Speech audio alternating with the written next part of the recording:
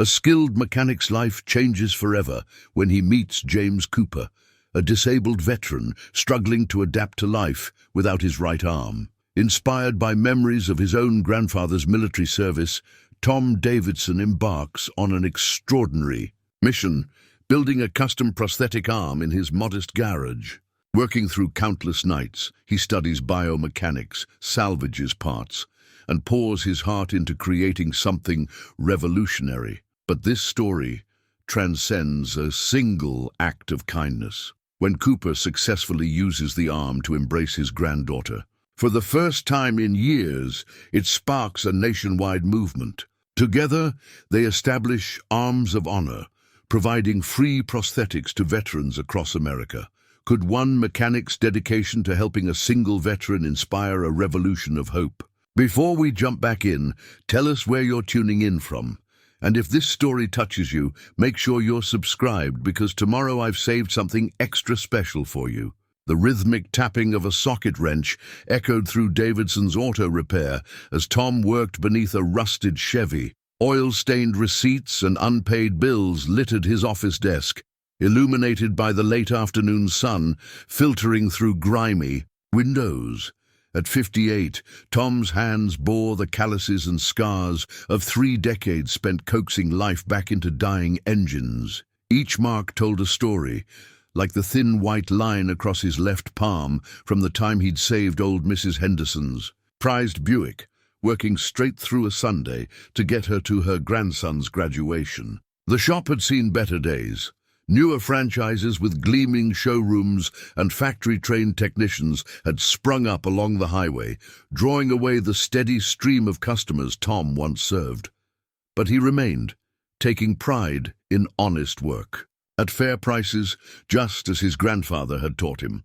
The thought of his grandfather brought a familiar ache. Samuel Davidson's military portrait still hung in Tom's office, the young Marine's stern expression softened by eyes that seemed to hold a lifetime of wisdom. Tom had been just 12 when Samuel returned from Vietnam, his body whole, but his spirit bearing invisible wounds that only time and family could heal. "Pop taught me everything worth knowing," Tom often said, remembering countless hours in this very garage, learning not just about cars, but about life. Samuel's favorite saying echoed in his memory: "Tools are just extensions of your hands, Tommy, but it's your heart that guides them." Those lessons had shaped Tom's approach to his craft. While other shops rushed through jobs with computer diagnostics and quick fixes, he took time to listen, both to engines and to people. His customers weren't just invoice numbers. They were neighbors, friends, people whose stories were intertwined with his own.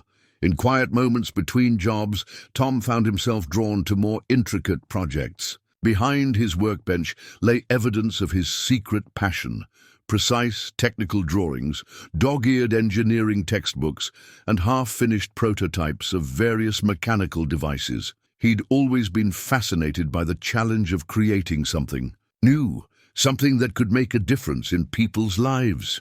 The bell above the shop door chimed, pulling Tom from his thoughts. "Just a minute," he called, sliding out from under the Chevy. Wiping his hands on a shop rag, he emerged to find Mary Patterson, his part-time bookkeeper, wearing her usual concerned expression. "Tom, we need to talk about the numbers," she said, clutching a folder to her chest. "The bank called again about the loan payment." He gestured toward his office, its walls covered in vintage auto advertisements and certification certificates yellowed with age. The desk chair creaked as he settled into it, bracing himself for what he knew would be an uncomfortable conversation. 3 more customers switched to Quick Fix this month," Mary continued, spreading spreadsheets before him. "Their warranty program is attractive to younger folks, and their prices are lower because they cut corners," Tom interrupted, more sharply than he intended. He softened his tone. "Sorry, Mary. I know you're just trying to help." She smiled sympathetically. "I understand your principles, Tom, but principles don't pay bills. Maybe it's time to consider modernizing a bit. The diagnostic computer system I mentioned would cost more than we can afford right now," Tom finished, He ran a hand through his graying hair, studying the numbers that told a story he didn't want to read. The shop had been his life for so long, a legacy inherited from his grandfather. The thought of watching it slip away piece by piece felt like losing a part of himself. Mary gathered her papers, pausing at the door. "Just think about it, okay? We can't keep going like this forever." After she left, Tom found himself staring at his grandfather's portrait. Samuel had faced bigger challenges than this, had rebuilt his life after war with nothing but determination and faith in the future. Surely Tom could find a way to adapt without compromising what mattered most. The sun was setting when Tom finally closed up shop, casting long shadows across the garage floor.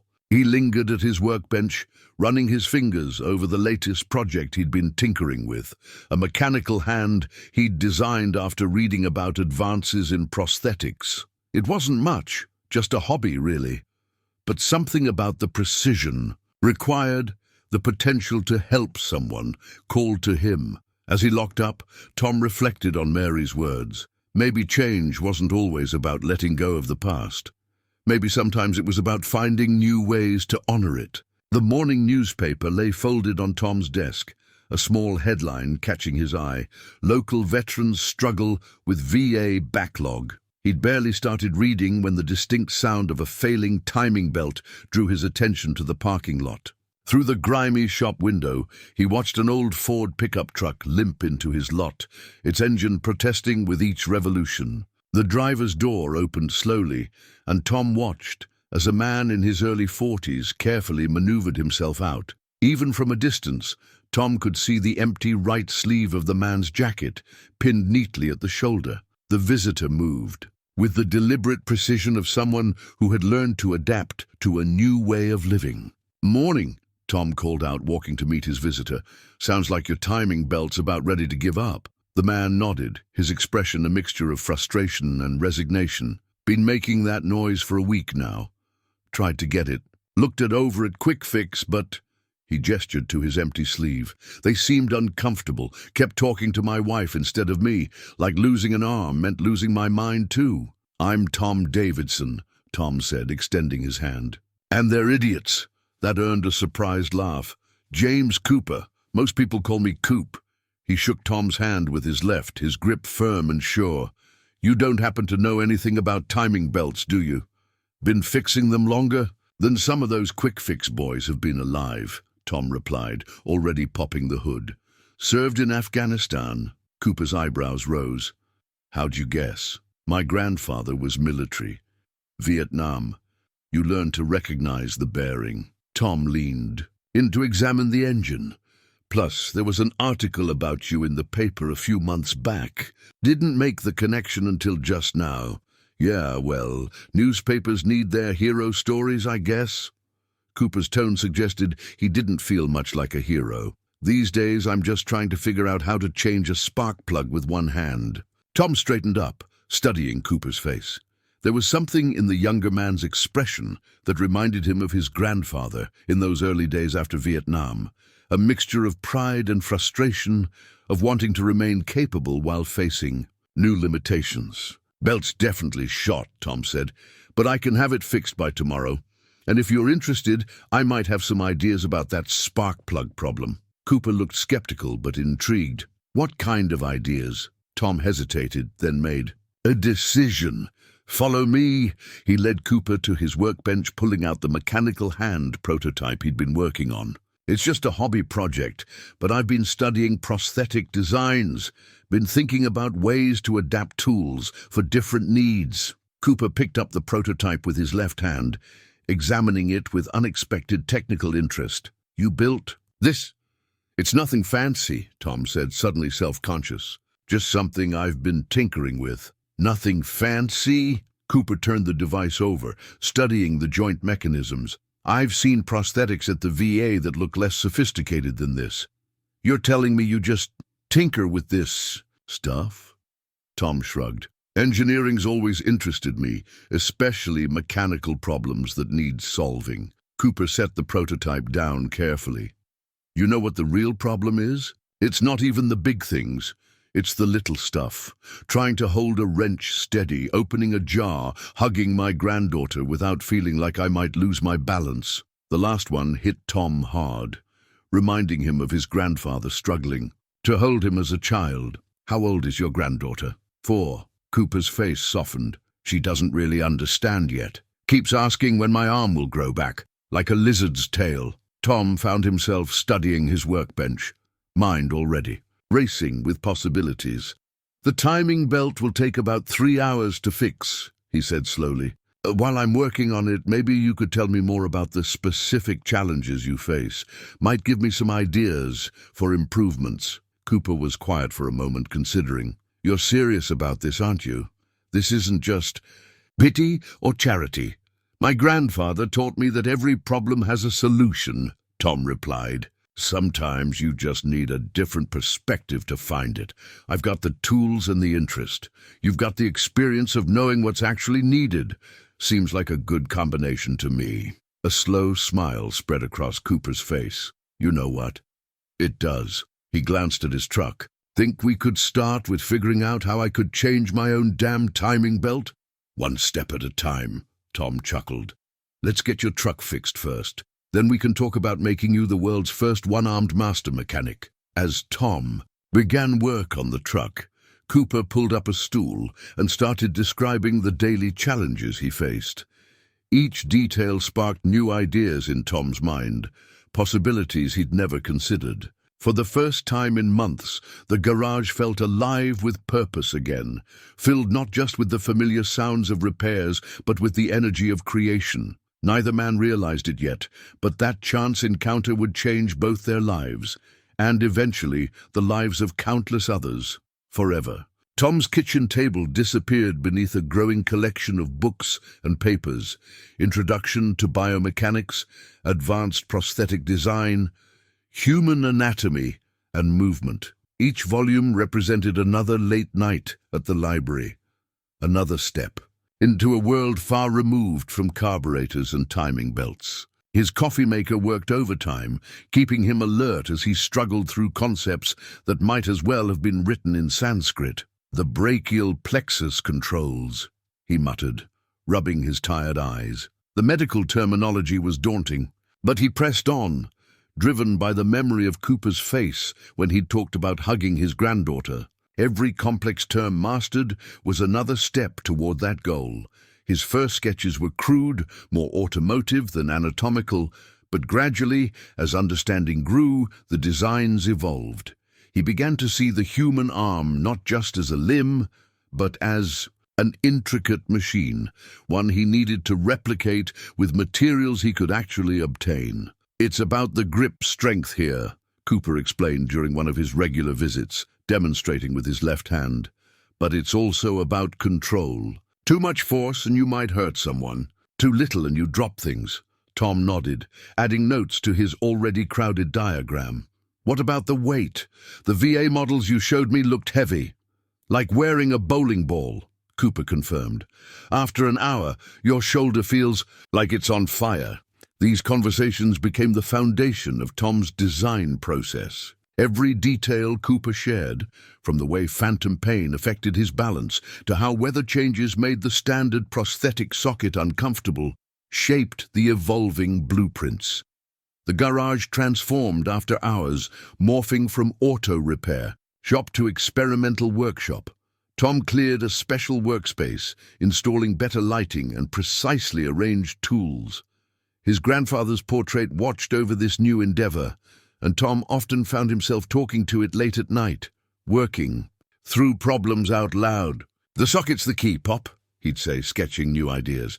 Got to make it comfortable but secure. Cooper says the VA ones chafe something awful. His first attempts were discouraging. The initial prototype, built from salvaged auto parts and hardware store supplies, looked more like a medieval torture device than a helping hand.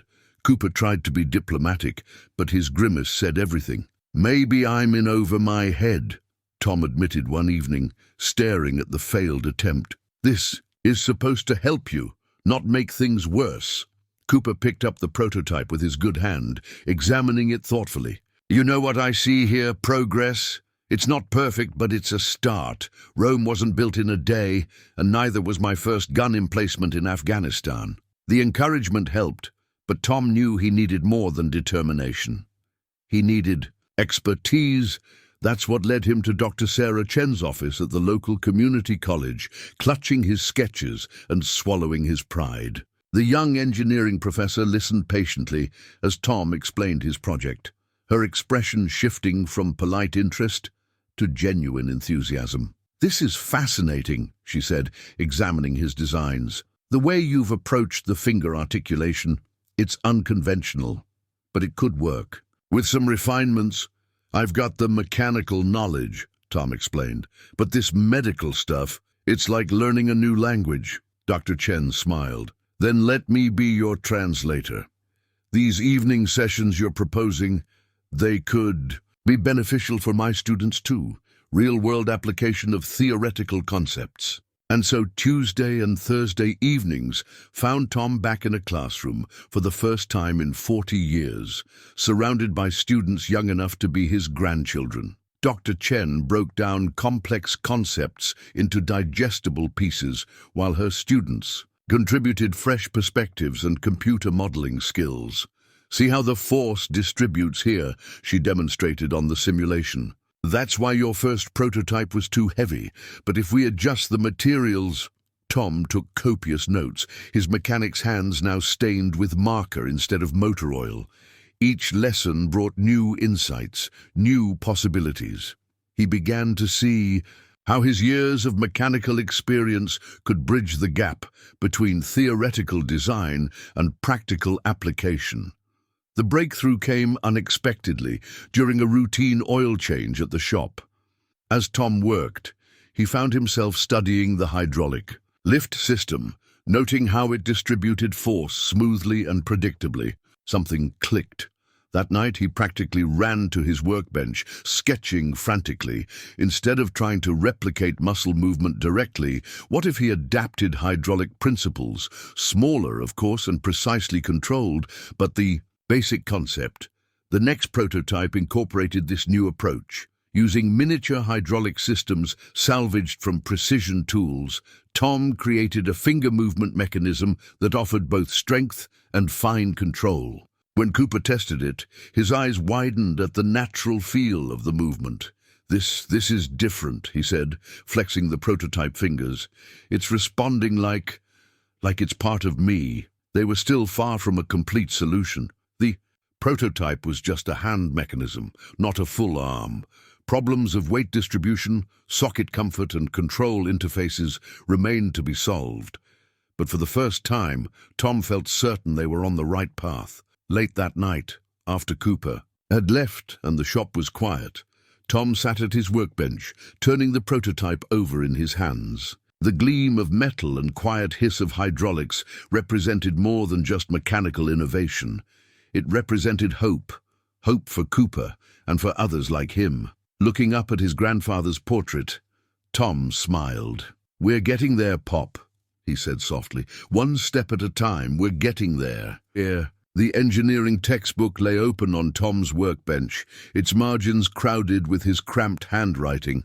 Dark circles under his eyes testified to another late night of study, but he couldn't stop now. Dr. Chen's latest assignment on material stress.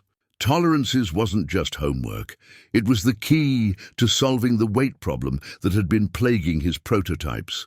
"The composite materials we discussed in class," she'd explained, "could reduce the weight by 30% while maintaining structural integrity." Her enthusiasm was contagious, but Tom's heart sank when he saw the prices of the materials, she suggested.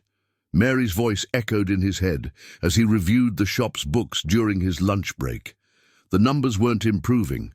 If anything, they were worse. He'd been spending less time on routine repairs, turning away quick jobs to focus on his research.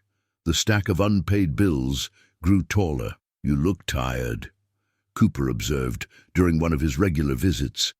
He'd taken to stopping by the shop several times a week, sometimes to test prototypes, sometimes just to talk. Tom rubbed his eyes. "Just staying up late with the books. Did you know there are entire courses just on material science?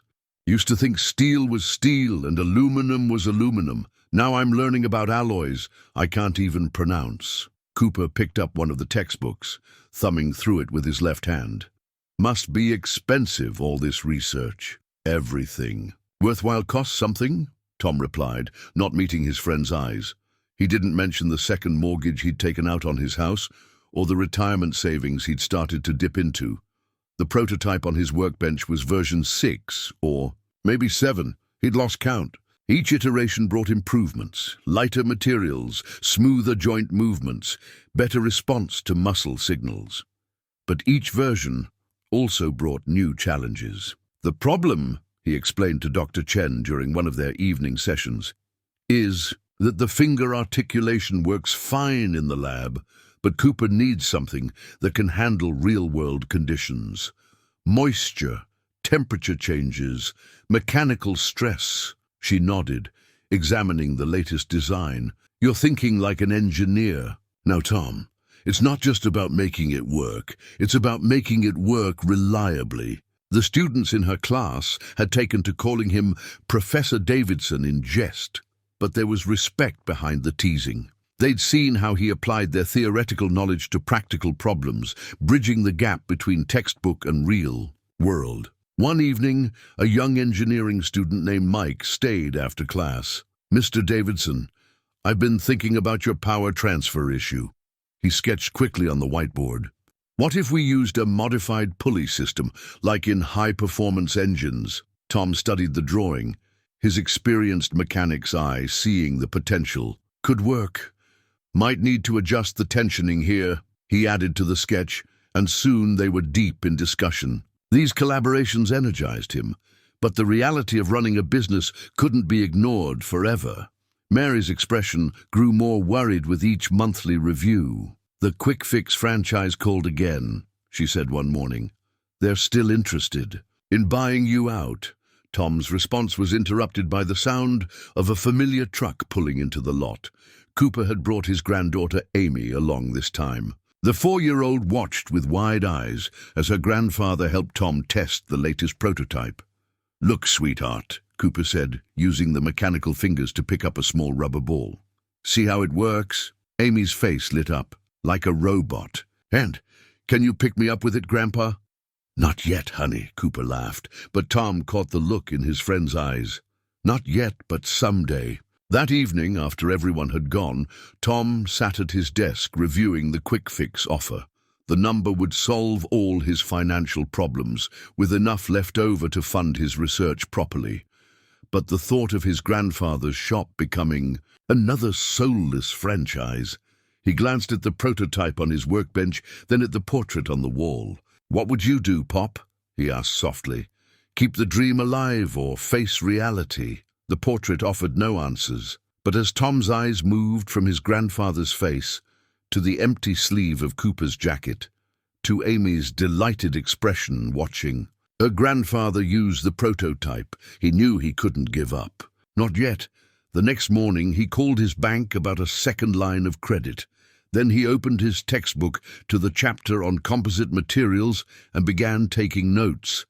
The learning curve might be steep, but every step up brought him closer to his goal. Dr. Chen found him in the classroom late that night, surrounded by calculations. Still working on the stress distribution problem? Tom nodded, pushing back from the desk, getting closer. You know what I realized? All those years fixing cars, I was learning the principles we're discussing now. I just didn't know the fancy names for them. She smiled, picking up one of his diagrams. That's why this project is so valuable, Tom. You're bridging two worlds. Practical experience and theoretical knowledge. Sometimes the best innovations come from exactly that kind of intersection. As he drove home that night, Tom's mind was already working on the next prototype. The financial pressure was intense, the technical challenges daunting, but he kept thinking of Amy's face lighting up as she watched her grandfather use the mechanical hand. Some things were worth any price. The moment of breakthrough came at 3:47 a.m. on a Tuesday morning. Tom had been dozing at his workbench, surrounded by failed prototypes and crumpled drawings, when his half-dreaming mind made a connection that had eluded his waking thoughts for months. "Of course," he muttered, suddenly wide awake. "It's not about copying the arm, it's about translating it." His hands moved with urgent purpose, pulling out fresh paper and sketching rapidly. The problem they'd been facing wasn't mechanical. It was conceptual. They'd been trying to replicate the exact movements of a human arm, when what they needed was to create a new language of movement altogether. By sunrise, the basic design was complete. Instead of attempting to mimic natural muscle movement, this version would translate Cooper's existing muscle signals into a different but equally effective set of motions. It was like creating an accent rather than trying to speak a completely foreign language. "Look at this," Tom explained to Dr. Chen later that morning, his fatigue forgotten in his excitement. "We've been fighting against physics, trying to make the prosthetic move exactly like a natural arm. But what if we work with physics instead, create movements that accomplish the same goals, but in a mechanically optimized way?" Dr. Chen studied the designs, her expression shifting from skepticism to growing enthusiasm. This could work.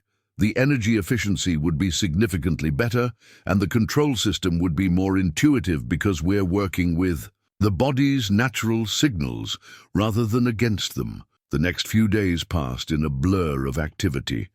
Tom's regular customers found the shop closed more often than open, but he couldn't stop now. With Dr. Chen's help, he refined the design, incorporating insights from her students and his own mechanical expertise. When Cooper arrived for his regular visit, Tom could barely contain himself.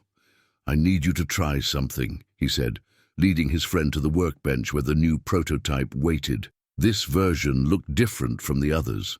Sleeker, more organic in its design, yet clearly mechanical.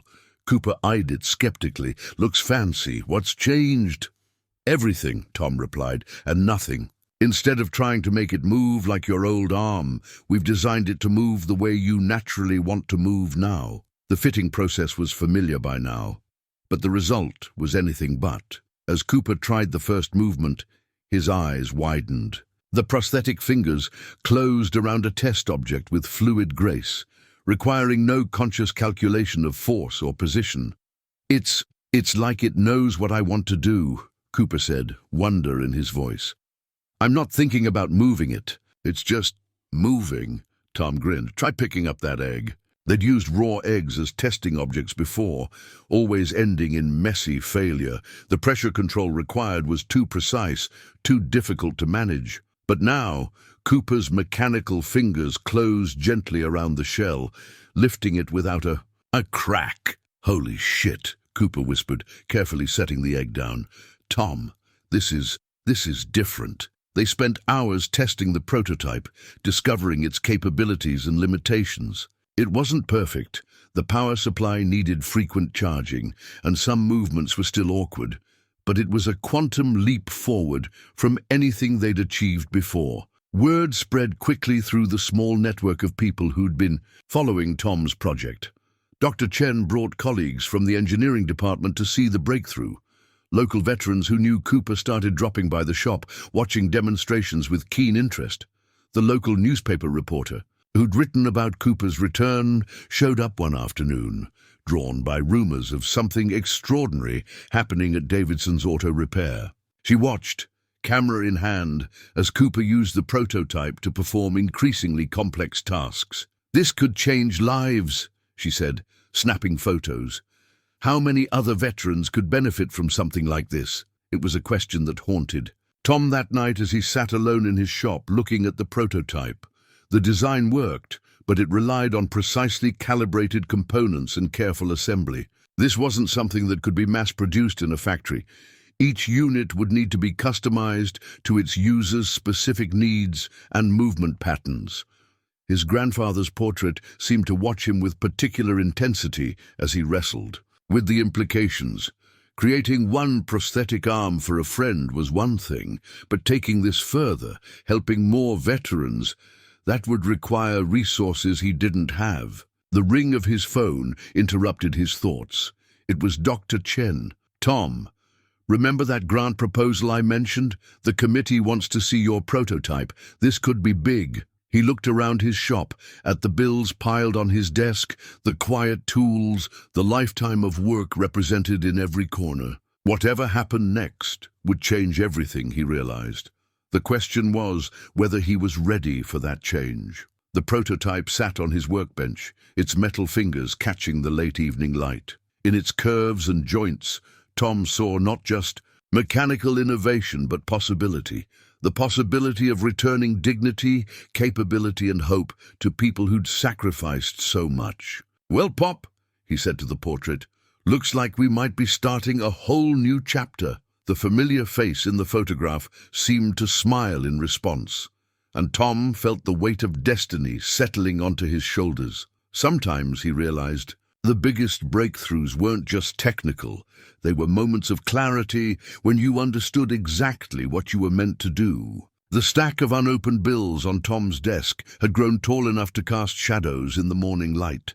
Mary sorted through them with increasing concern, her usual methodical approach giving way to visible worry. "Tom, the electricity bill is 3 weeks overdue," she said, waving a red-stamped envelope, "and the supplier for the hydraulic components is threatening to cut us off." He barely looked up from the prosthetic arm he was adjusting. "I'll handle it." "Cooper's bringing another veteran by today, Jerry Matthews.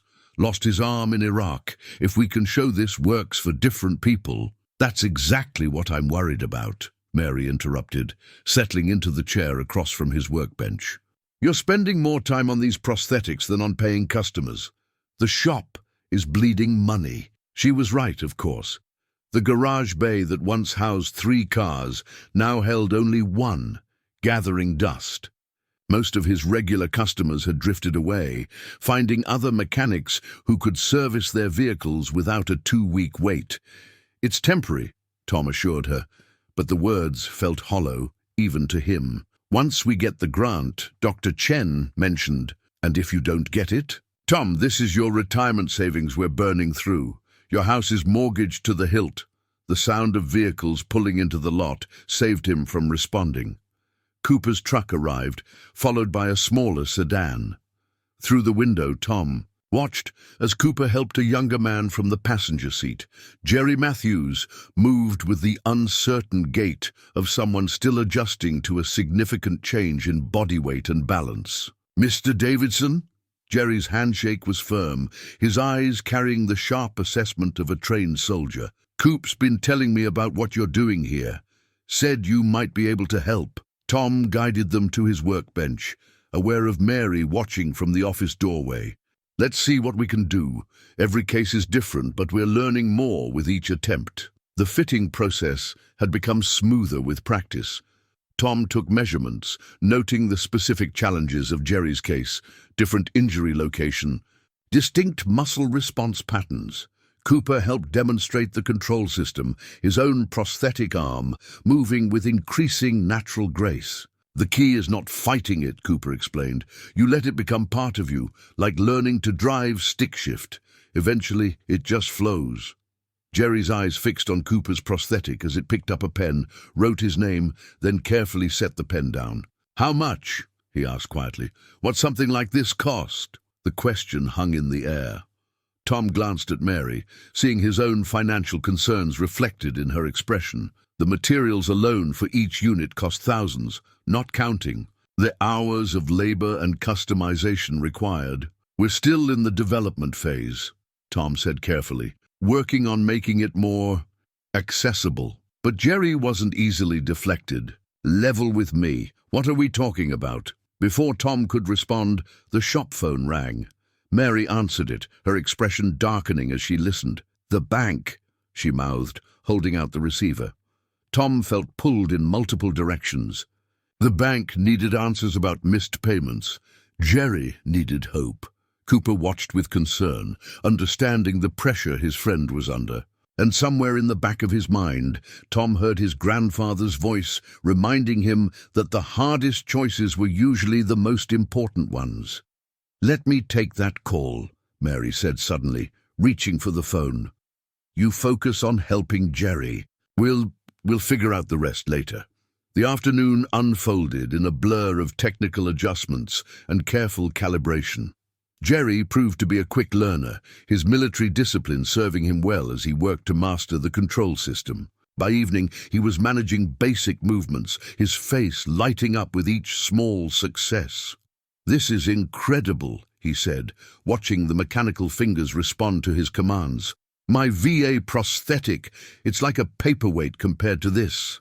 Cooper nodded. "That's what I thought when I first tried Tom's design. It's different when someone builds something specifically for you, really listens to what you need."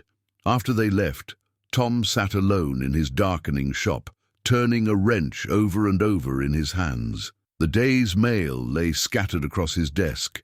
Bills, past due notices, and one thick envelope from the grant committee still unopened.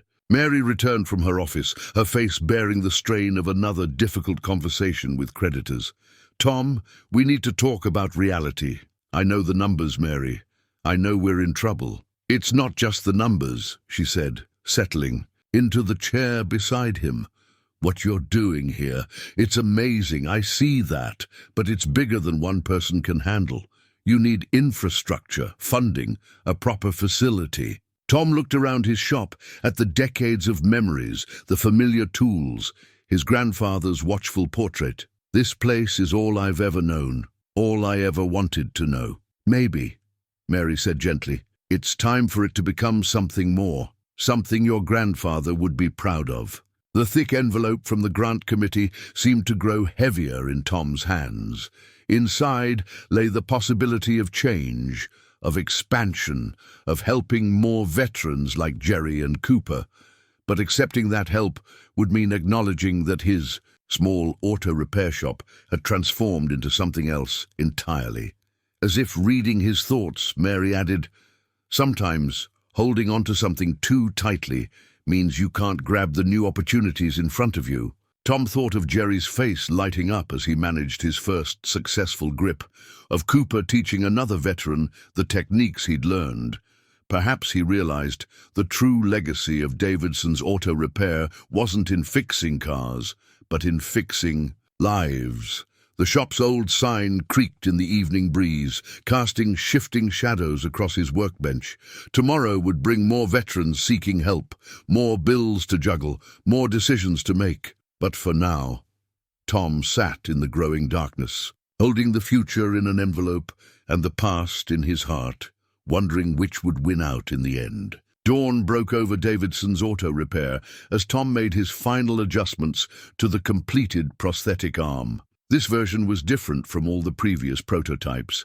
Sleeker, more refined, with a sophistication that belied its workshop origins. The grant money had allowed for better materials, and Dr. Chen's team had helped perfect the control systems.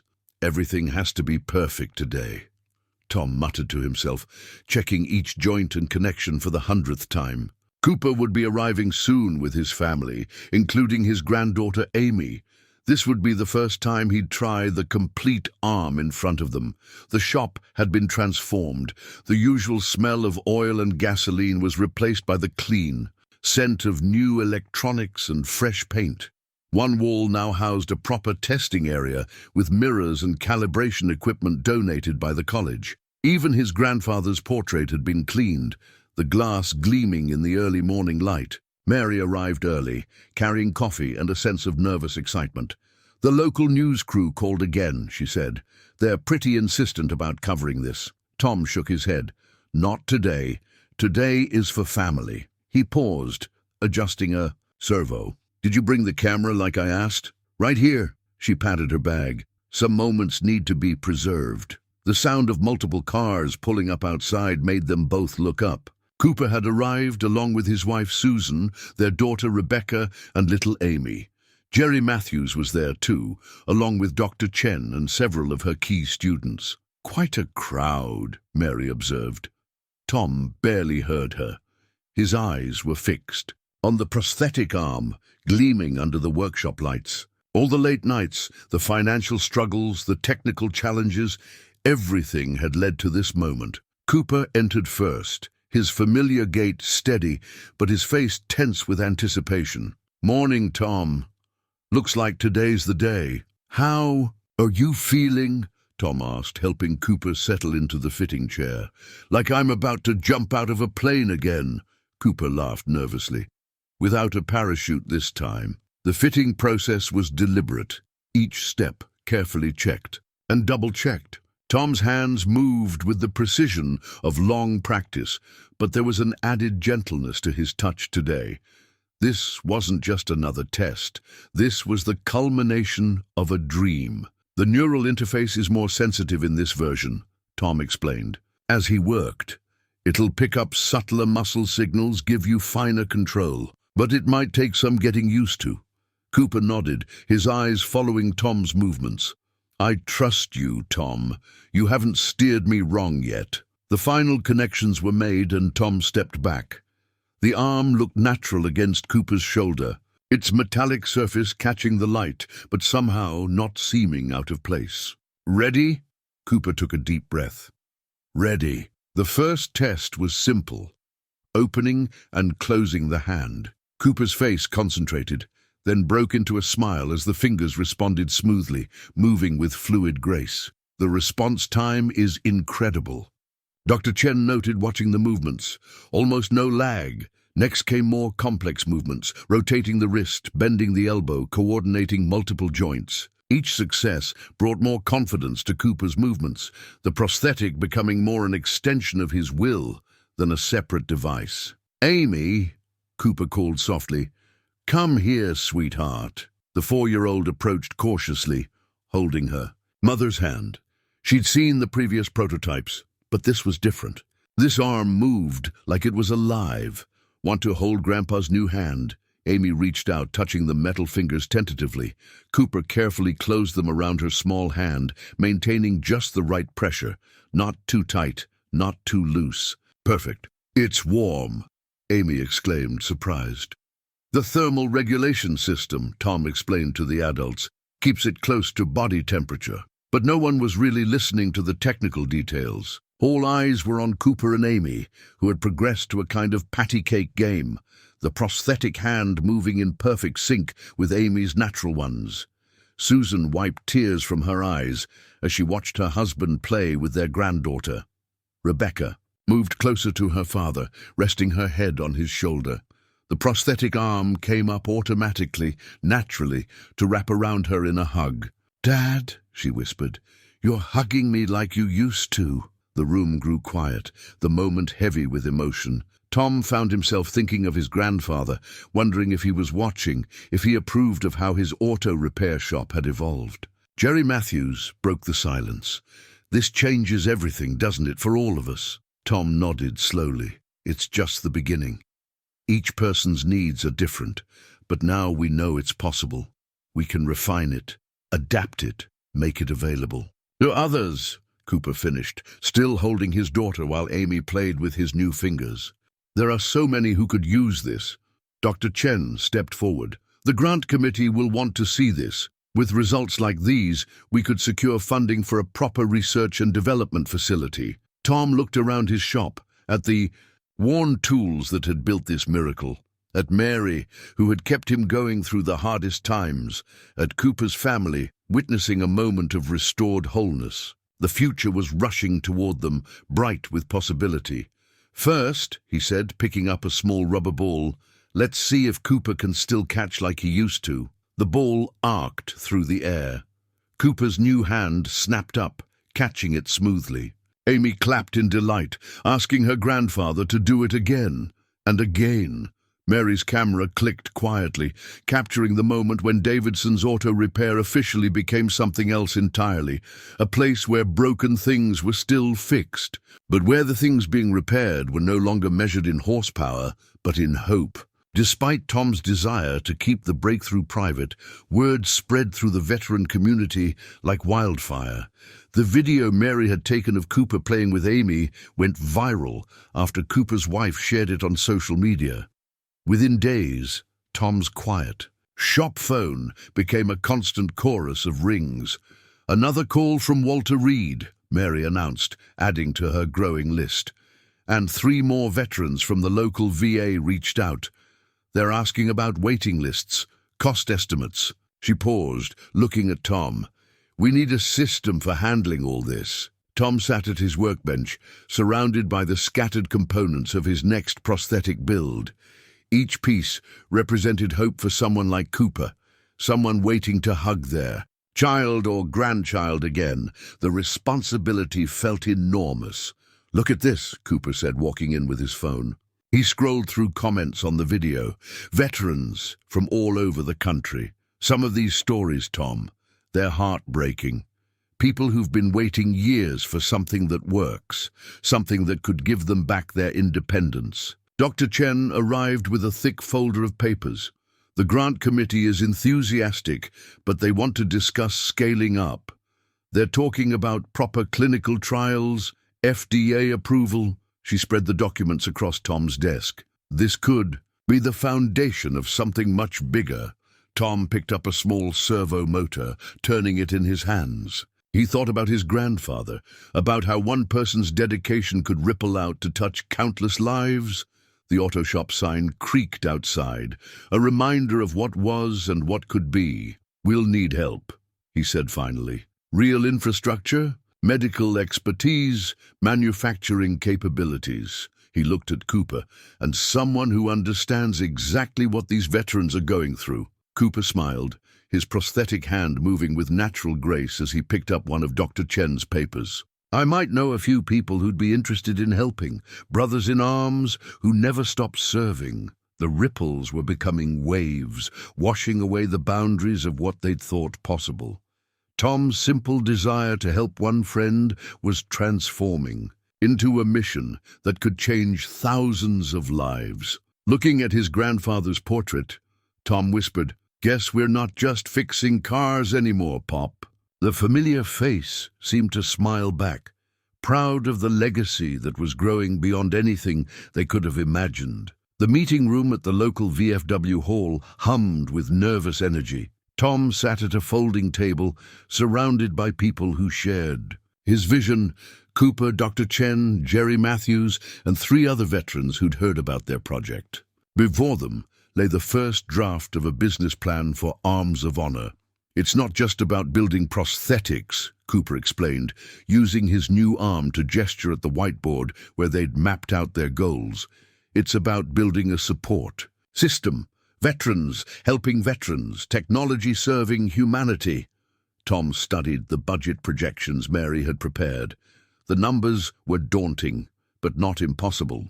The grant money would help with initial costs, and several private donors had expressed interest after seeing Cooper's video. "We'll need a proper facility," Dr. Chen said, spreading out architectural drawings. "A space that combines manufacturing, fitting, and rehabilitation services. My department is willing to partner for ongoing research and development." Jerry, who turned out to have an MBA along with his military service, pointed to the organizational chart he'd developed. "We structure it as a non-profit that opens up more funding opportunities and keeps the focus on service rather than profit." Tom's eyes drifted to the old auto shop logo he'd brought along. For decades, it had represented his life's work.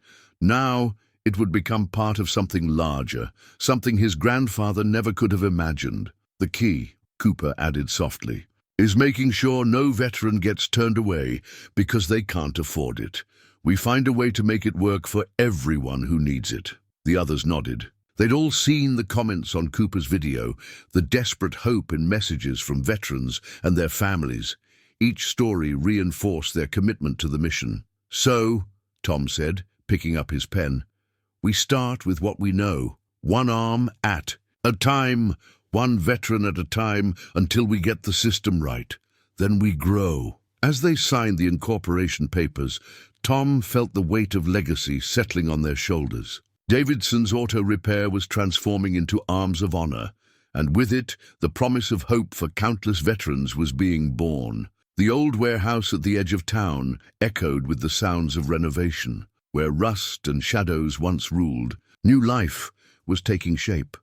Tom watched as workers installed specialized equipment alongside the familiar tools he'd brought from his garage. "The clean room for electronics assembly goes here," Dr. Chen indicated, consulting the floor plan. "And that space will be our testing and calibration area." Her students had become full-time staff, bringing youthful energy to the project. Cooper led a group of veterans through the facility, his prosthetic arm drawing eager attention. "Each station is designed for accessibility," he explained. "We're not just building arms here, we're building independence." The training program had been his idea.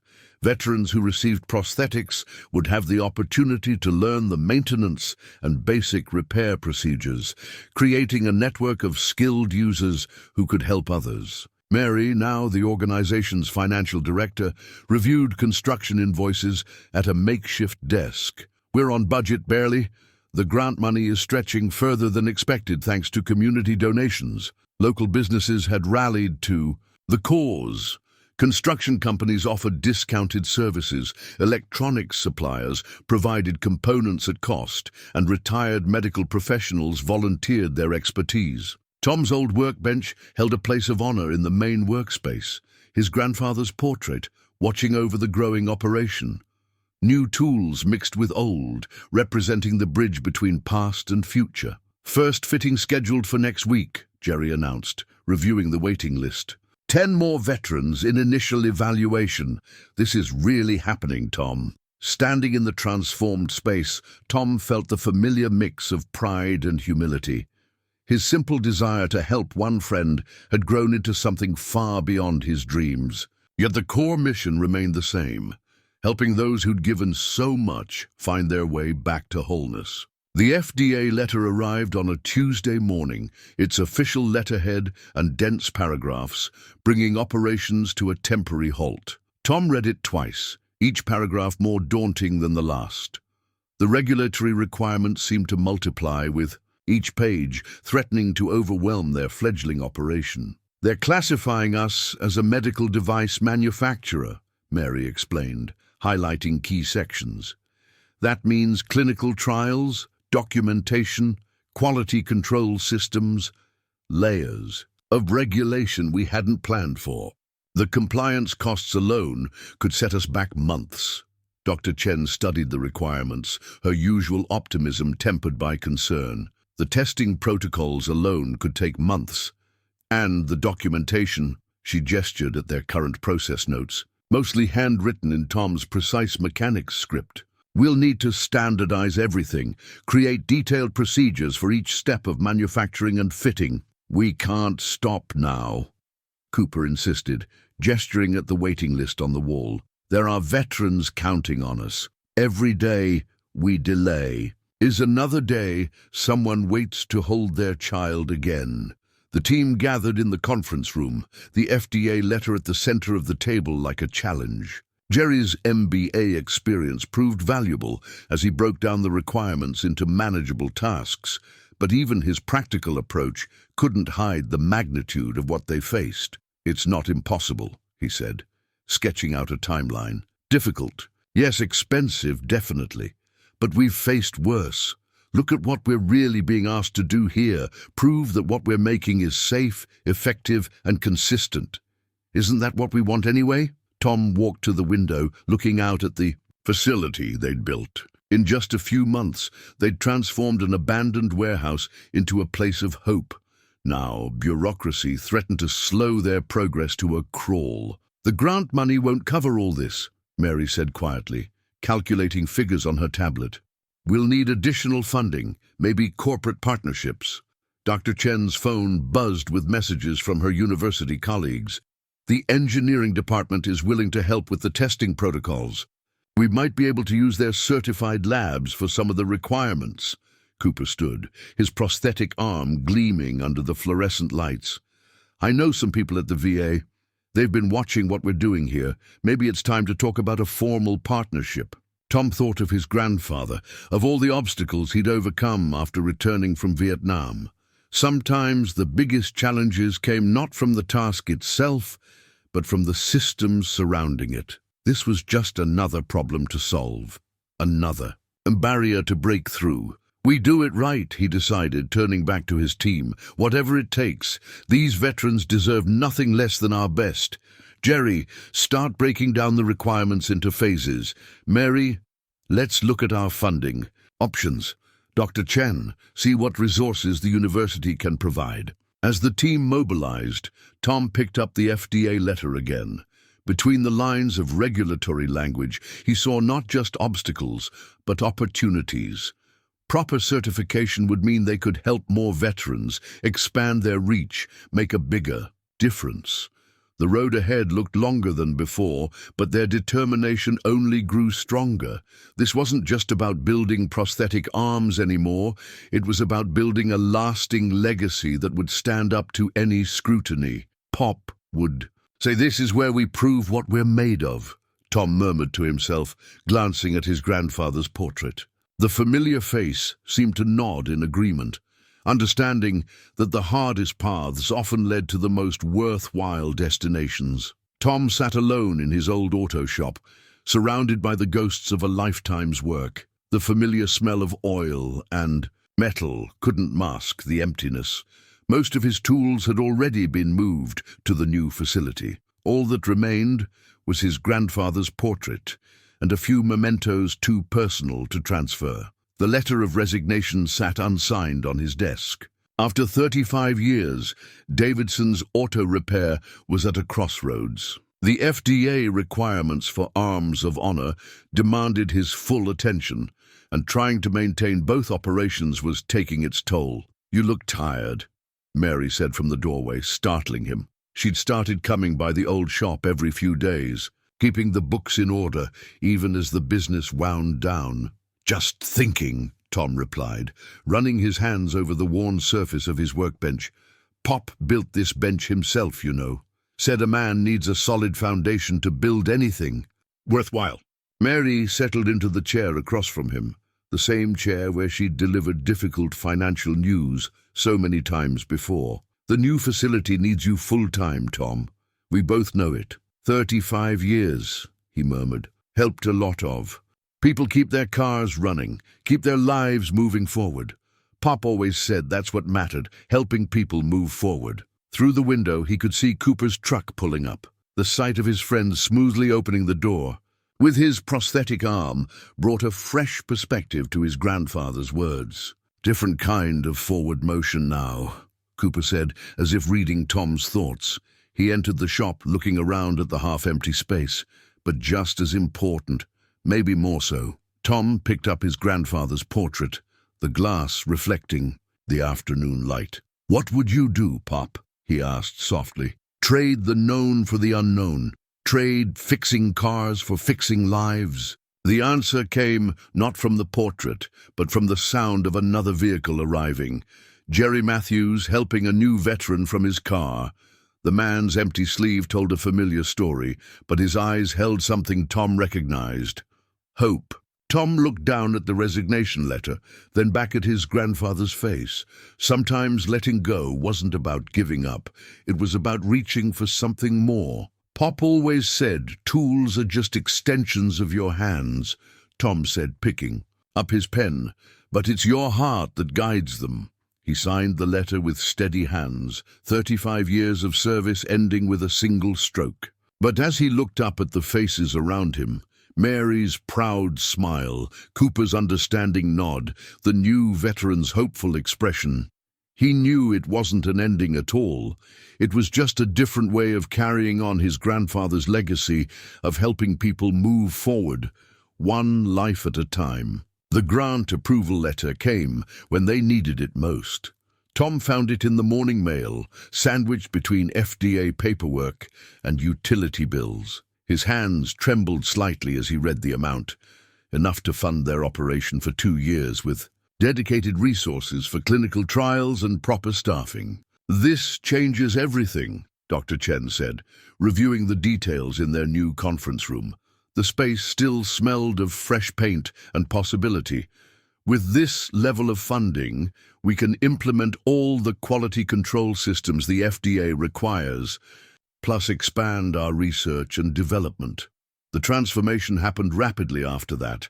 Clean rooms took shape, testing equipment arrived, and new staff members were hired, many of them veterans themselves. Tom watched with pride as Cooper trained the first batch of technicians, his prosthetic arm demonstrating the precision they aimed to achieve. Notice how the response time varies between users, Cooper explained to the group, demonstrating various grip patterns. That's why we customize each unit. Every veteran's nerve signals are different, their needs unique. We're not building one-size-fits-all here. We're building solutions as individual as the veterans themselves. Jerry had taken charge of compliance, turning Tom's detailed notes into proper documentation. Your mechanics' thoroughness is paying off, he told Tom, showing him the new digital tracking system. All those years of documenting every repair. It's the same principle, just different paperwork. The FDA reviewers are impressed with our attention to detail. The prosthetics lab hummed with activity. Dr. Chen's students turned employees worked alongside veteran technicians, each bringing their own perspective to the challenge. The mix of academic knowledge and practical experience proved powerful, leading to innovations neither group might have discovered alone. Mary oversaw it all from her new office, managing the grants and donations that kept flowing in. The viral video of Cooper with his granddaughter had sparked a wave of support that showed no signs of slowing. Word's getting around, she reported, showing Tom the latest funding proposals. Other organizations want to partner with us. They see what we're building here, not just prosthetics, but a whole new approach to veteran care. The facility's reputation grew. Medical professionals began referring patients, and veterans traveled from across the country to seek their help. Each success story brought new supporters, new resources, new opportunities to expand their impact. Tom spent his days moving between workstations, sharing his expertise, solving problems, watching his dream take shape on a scale he'd never imagined. His grandfather's portrait now hung in the main entrance, inspiring everyone who entered. Some days, Tom caught new employees studying the photo, reading the simple plaque beneath it, in honor of those who serve and those who help them find their way home. "You were right, Pop," he whispered one evening, straightening the frame. "Sometimes the best way to fix things is to give others the tools to fix themselves." The familiar face smiled back at him, proud of how far they'd come and the lives they were changing. The sound of laughter drew his attention to the training room, where Cooper was demonstrating to a new group of veterans how to perform basic maintenance on their prosthetics. The sight of them working together, helping each other adapt and grow stronger, confirmed what Tom had always known. Every tool was only as good as the heart behind it. The national news crew arrived early on a Tuesday morning, their satellite truck casting long shadows across the facility's parking lot. Inside, Tom watched as they set up their equipment, transforming the main workspace into an impromptu studio. The familiar sounds of the workshop, whirring motors, careful adjustments, veterans helping veterans, provided a backdrop that no staged set could match. "Just be yourself," Cooper advised, adjusting his tie with his prosthetic hand, a gesture that never failed to draw attention. "Tell them what we tell every veteran who walks through that door. This is about giving people back their independence." The reporter, a veteran herself, had done her homework. Her questions went beyond the surface, exploring not just the technical innovations, but the human impact of their work. She'd spent the previous day interviewing veterans who had received prosthetics, gathering stories that brought tears to the eyes of her camera crew. "What makes Arms of Honor different?" she asked, gesturing at the busy facility around them. Tom thought carefully before answering. "We don't just build prosthetics here. We build community. Every veteran who comes through that door becomes part of something larger than themselves. They're not just receiving help, they're becoming part of the solution for others." The cameras panned across the workshop, capturing veterans teaching veterans, engineers collaborating with users, and the constant flow of innovation and support. Dr. Chen demonstrated their latest advancements while Jerry explained their unique funding model that ensured no veteran was turned away for financial reasons.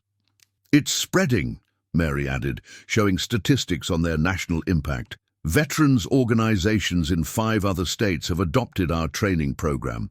They're sending people here to learn, then taking those skills back to their communities. Our waiting list keeps growing, but so does our capacity to help." The story aired nationally the following week, but it was just the beginning. Calls poured in from across the country. Veterans, medical professionals, potential donors, all wanting to be part of what they were building. The simple vision that had started in an auto repair shop was becoming a movement. Cooper, now the organization's outreach director, traveled to speak at veterans gatherings nationwide. His presence and the natural way he demonstrated the prosthetics capabilities inspired hope and action wherever he went. Each presentation ended with veterans signing up to volunteer, donate, or seek help. "This isn't charity," he would tell his audiences, using his prosthetic arm to gesture naturally as he spoke. "This is veterans helping veterans, turning adversity into opportunity. We've got the technology, we've got the expertise, and now we've got the momentum. The only question is, who's ready to join us?" Back at the facility, Tom watched as their model multiplied. Training programs expanded, partner organizations grew, and the network of support strengthened. His grandfather's portrait still watched. Over it all, witnessing a legacy that had grown beyond anything they could have imagined. "Remember when this was just about fixing one arm?" Jerry asked, joining Tom by the window as they watched another group of veterans arrive for training. Tom smiled, seeing the determination in their faces, the mix of hope and purpose that filled their facility every day. "It was never just about the arm," he replied. "It was about fixing what was broken in all of us, about showing that every problem has a solution if you've got the right people and the right tools to tackle it." A cheer went up from the training room, another veteran mastering their prosthetic for the first time.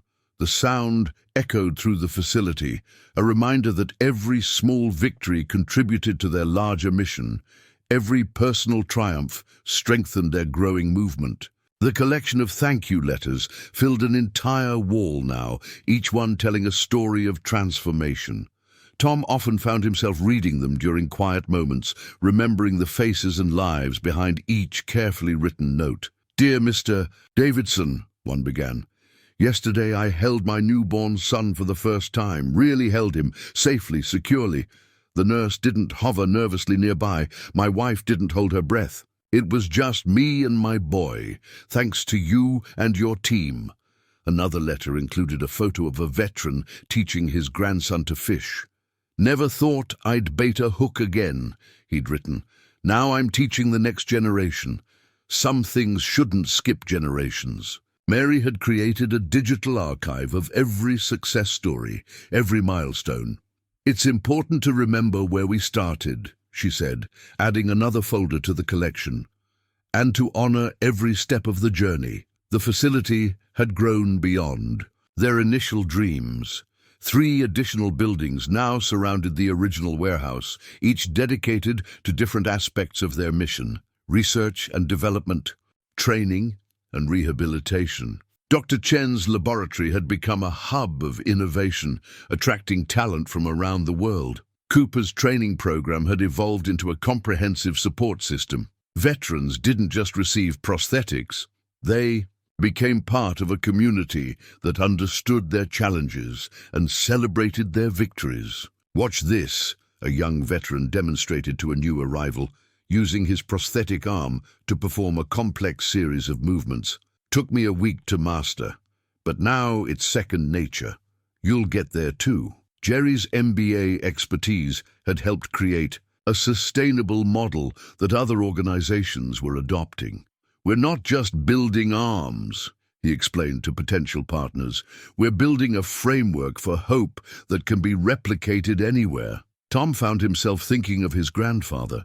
More often these days, the auto shop might be gone, but its spirit lived on in every careful adjustment, every problem solved, every life changed. Pop always said tools were just extensions of our hands, he told a group of new technicians. But it's our hearts that guide them. That's what makes the difference here. We're not just fitting prosthetics, we're fitting possibilities. The letters kept coming, each one a testament to the ripple effect of their work. Children writing about hugging their parents again, spouses describing renewed independence, grandparents sharing moments they'd thought were lost forever. I never expected this, Cooper admitted one evening, as they watched the sun set over the facility. When I first walked into your shop with that broken-down truck, I was just hoping to get it running again. Tom smiled, remembering that day. Sometimes the biggest journeys start with the smallest steps.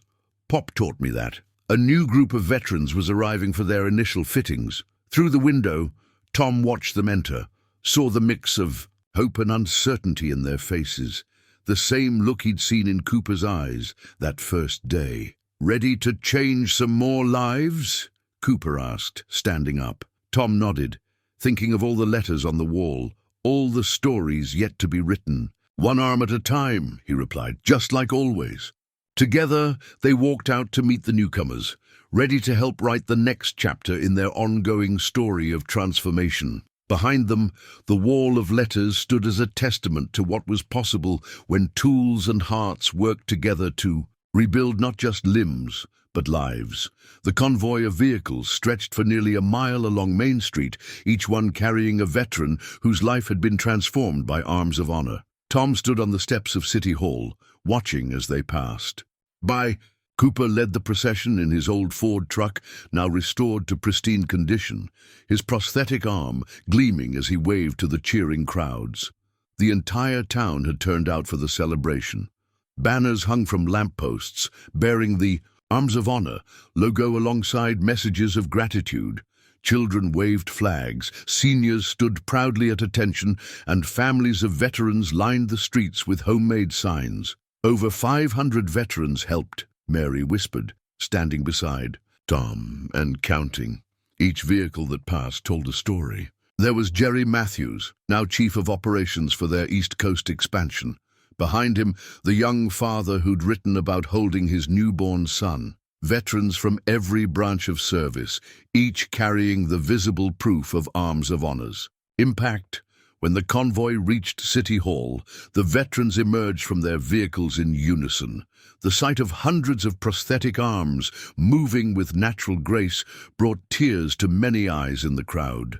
The mayor stepped forward with a bronze plaque, a permanent commemoration to be mounted at the entrance of their facility. But Tom's attention was drawn to something else, his grandfather's portrait, now enlarged and displayed prominently on an easel. "This all started with one man's desire to help another," Cooper addressed the crowd. "Tom Davidson took the skills his grandfather taught him and transformed them into something none of us could have imagined. But that's what real heroes do. They find a way to keep serving, keep helping, keep moving forward." As the celebration continued around him, Tom stood quietly by his grandfather's portrait. "We did it, Pop," he whispered. "We found a way to keep helping people move forward."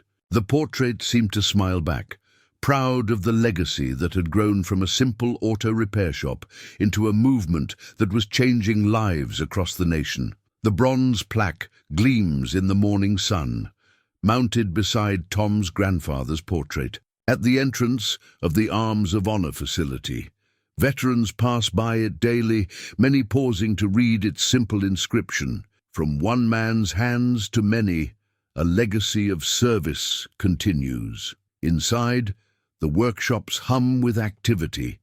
New prosthetics are being fitted, veterans are training veterans, and innovations continue to emerge. Tom moves through it all, still checking each device with a mechanic's precision and a grandfather's care. In a corner of his office, A small workbench remains, salvaged from the old auto shop. Its scarred surface bears witness to 2 generations of fixing what was broken, whether in machines or in lives. Tools are just extensions of our hands, Tom often tells new arrivals, but it's our hearts that guide them.